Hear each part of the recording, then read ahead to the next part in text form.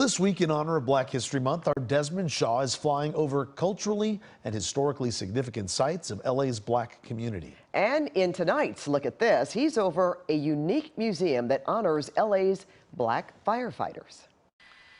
Well, take a look at this old restored building. This is the African American Firefighter Museum, and it is the first and only freestanding museum dedicated to African Americans in the fire service in the country. Housed inside old Fire Station 30 on Central Avenue, just outside of downtown. This was one of only 2 fire stations in Los Angeles where African Americans were allowed to serve between the 1920s and 50s. According to the museum and LAist, the history of Black firefighters goes back to the late 1800s and a former slave from Virginia named Sam Haskins. He only fought fires for 3 years, though, from 1892 until 1895, and he lost his life that year responding to a fire.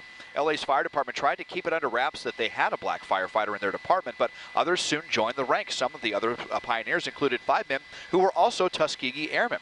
At this museum, you'll learn the amazing story of George Bright, one of the first Black firefighters to rise to the rank of lieutenant. He was moved here with 4 other Black firefighters in the early 1900s when this area was predominantly white, and incredulously, when these men responded to calls, some people were so angry that Black firefighters were responding that they would actually let the buildings burn down rather than try to have them put the fire out, which is just an astounding thing to imagine. But even after the Supreme Court's historic ruling in 1955 that ended segregation, things were far from easy for LA's Black firefighters. There are stories of immense hostility and discrimination that these men and women were met with, being forced to eat separately from their white counterparts and having to provide their own kitchen supplies and utensils. It wasn't until photos of all this were taken and given to the media that things finally began to improve.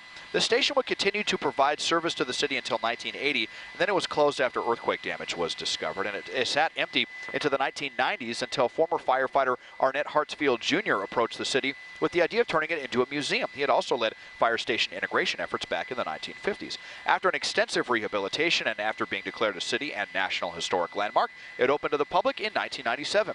On display inside, besides the amazing individual stories, you'll also find vintage engines and lots of memorabilia and artifacts. They also offer tours and workshops, and they have a school-based program through their Junior Fire Cadet and Future Firefighters program. To plan your visit and learn more about this excellent and unique museum, visit aaffmuseum.org. Taking a look at this from SkyCal, I'm Desmond Shaw. And if you'd like Desmond to take a look at something interesting in your neighborhood, just write us at lookatthis@cbs.com.